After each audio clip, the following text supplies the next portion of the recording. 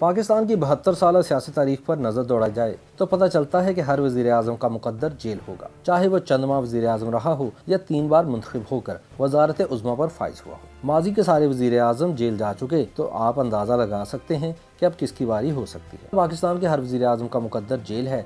आज दूसरों को जेल भेजने वाला कल खुद जेल जाने का पक्का उम्मीदवार है। इसलिए मौजूदा वज़ीर आज़म और मुस्तकबिल में ये ओहदा हासिल करने के तमाम ख्वाहिशमंद उम्मीदवारों को जेल काटने की तैयारी करनी चाहिए। ज़रा अपनी तारीख पर निगाह दौड़ाइए। पाकिस्तान का पहला वज़ीर आज़म जिसे कैदोबंद की सोबतें बर्दाश्त करना पड़ी वो हुसैन शहीद सोहरवर्दी था, जिसने तहरीक आज़ादी में बढ़ चढ़ कर हिस्सा लिया। बंगाल का वज़ीर आला रहा। 1946 के दिल्ली कन्वेंशन में पाकिस्तान के हुसूल के लिए करारदाद पेश की। सोहरवर्दी पहला वज़ीर आज़म था जिसने चीन का दौरा किया, लेकिन इसे अयूबी मार्शल लॉ के दौर में सन 1962 में गिरफ्तार कर लिया गया।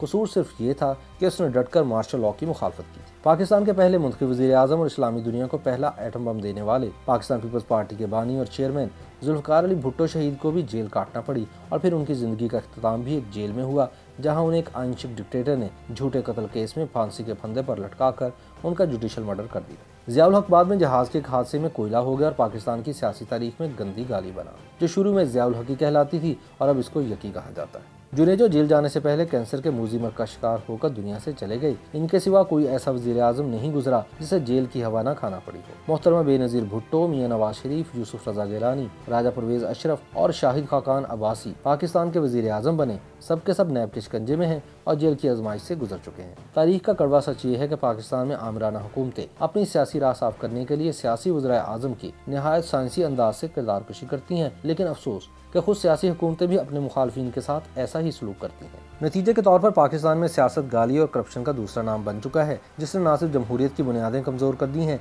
बल्कि अवाम को भी इस निज़ाम से बज़्ज़न कर दिया है। तहरीक इंसाफ की हुकूमत का भी सबसे बड़ा कारनामा सियासतदानों की मुसलसल किरदार कशी है और साबिक वज़ीर आज़म को जेलों में डालना। मुख्तसर ये कि अगर पाकिस्तान की तारीख की बुनियाद पर पेशगोई की जाए तो महसूस होता है कि पाकिस्तान के हर वज़ीर आज़म का मुकद्दर जेल है और शायद यही पाकिस्तानी वज़ारत उज़्मा का अंजाम है।